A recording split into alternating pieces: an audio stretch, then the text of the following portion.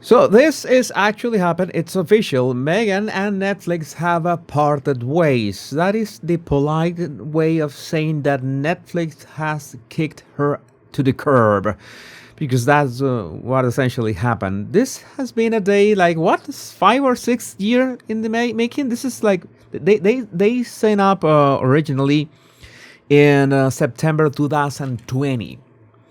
And right now, she has been dumped for good. Dumps Meghan Markle, latest blow to trouble as ever brand.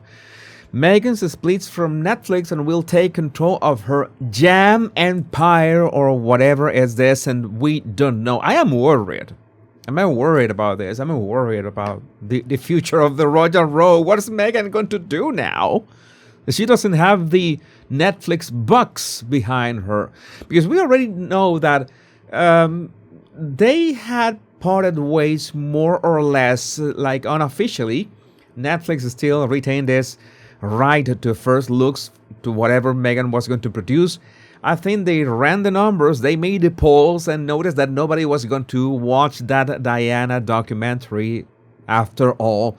So now it's next sit. How do you pronounce this?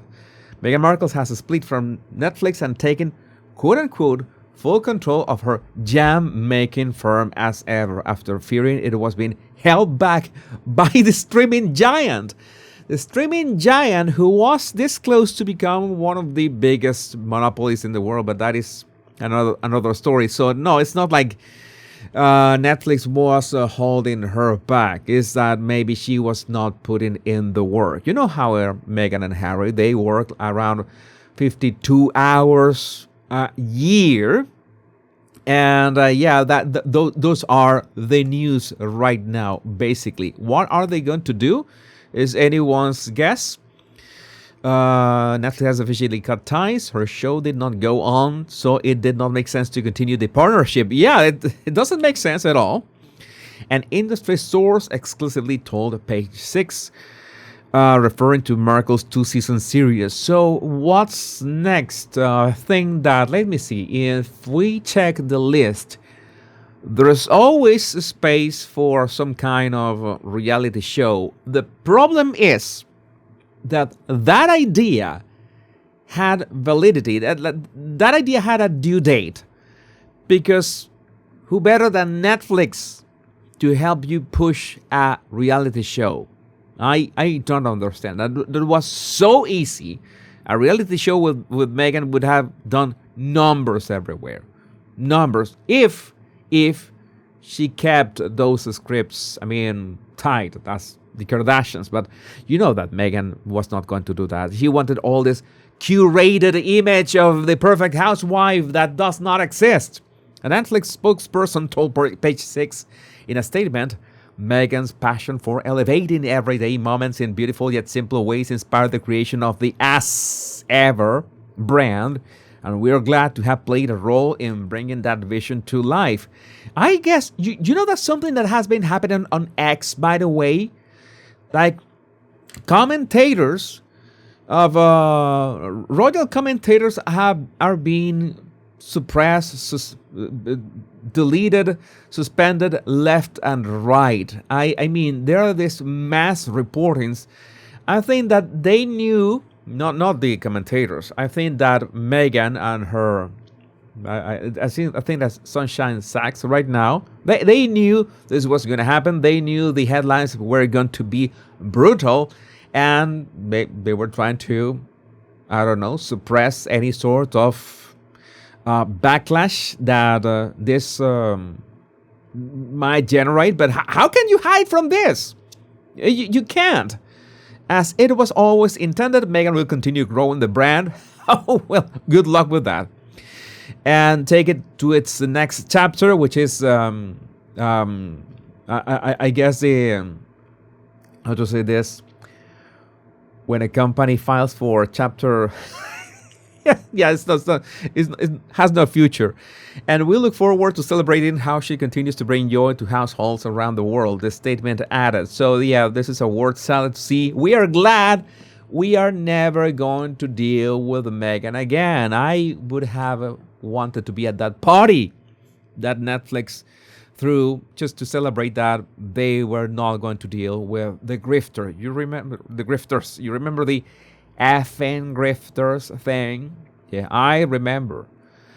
Pepperidge Farm remembers. Markle and Prince Harry negotiated a $100 million deal with Netflix after leaving the royal family in 2020, and they squandered that opportunity. How many people can say that they are given such a huge opportunity and they squander it? They destroy the opportunity of a lifetime of having a platform beyond their already big platform. They will always have a platform, but this is I mean the Polo documentary. That was a low. That was a really low, really lazy stuff. And Page Six reported last August that the couple had extended their partnership with the streamer, but for amount much less than the original deal. And I guess that original deal is done. I guess that Netflix was focused on the acquisition of Warner Brothers. They were hell-bent on that. And once Paramount came and said, you know what, we're going to offer a pile of money bigger than you, then Netflix says, okay, we are good. And then Netflix decided to, okay, we did not have the ultimate price.